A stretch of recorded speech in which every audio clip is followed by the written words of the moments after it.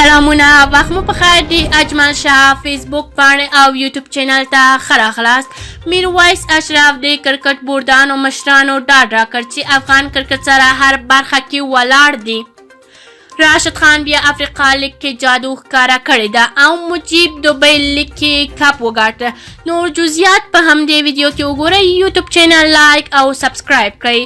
میرویس اشرف د کرکټ بوردانو مشرانو ډاډ راکړ چې افغان کرکټ سره هر برخه کې ولاړ. د افغانستان کرکټ بورډ مشر میرویس اشرف د کرکټ نړیواله شورا د مشرتابه سره لیدلی دي او په دې تړاو یې هیوادوالو ته بشپړه ډاډ ورکړ چې انشاءالله هر څه سم دي. میرویس اشرف لیکلی دي له تېرې یوې اونۍ راهیسې په متحده عربي اماراتو کې یم. په یاده موده کې مې د کرکټ نړیواله شورا د مشرتابه او استازي سربیره بیلابیلو ناستو په ترڅ کې د یو شمېر هیوادونو د کرکټ بوردانو له مشرانو سره له نږدې لیده کاته وکړل او له ځینو سره مې هم د ټلیفوني له لارې خبرې وکړې.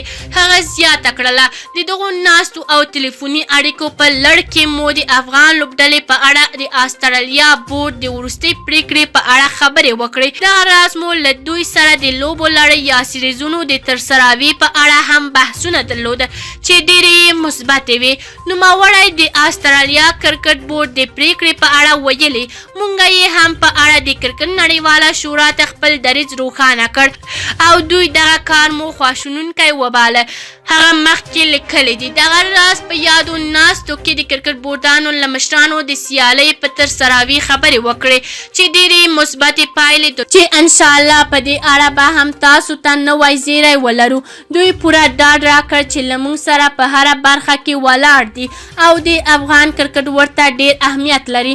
میرویس اشرف د افغانانو د اندېښنې په باب وایي په مارچ میاشتې کې د کرکټ نړیواله شورا د ناستې په تړاو باید ووایم چې دغه ناست د تل معمولا په څیر هر کال په یاد میاشتې کې ترسره کیږي چې ټول غړي لرونکي هیوادونه پکې ګډون لري.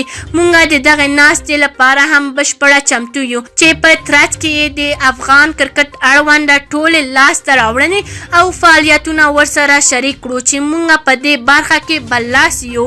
هغه زیاتوي افغان کرکټ بورډ همیشه له تاسو بوردانو سره د خپلواکي او غوره اړیکې ساتلې دي او دغه راز نور بوردونه هم له افغان کرکټ سره ډېرې ټینګې اړیکې لري او همیشه یې د افغان لوبغاړو او ادارې قدرداني او ستاینه کړې ده. راشد خان بیا افریقا لیگ کې جادو ښکاره کړې ده. د راشد خان په کپټاني ام اف کیپ ټاون لوبډله تر دا مهاله 4 لوبې کړې دي چې 2 یې ګټلې دي او 2 یې هم بایللې دي. یاده لوبډله تر دا مهال د نمرو په جدول کې هم تر ټولو مخکې دی. مجیب دوبۍ لیگ کې کپ وګاټه. مجیب رحمان بیګا شپه د غوره بال او ډېرو وکټو کمربند واخیسته. د متحده عربي اماراتو لیگ کې مجیب د 4 وکټو په لرلو سره سپین کمربند له ځان سره کړ. یاد دی چې یاد لیگ کې ډېرې وکټ اخیستونکي ته سپین او ډېر منډې جوړونکو ته شین کمربند ورکول کیږي.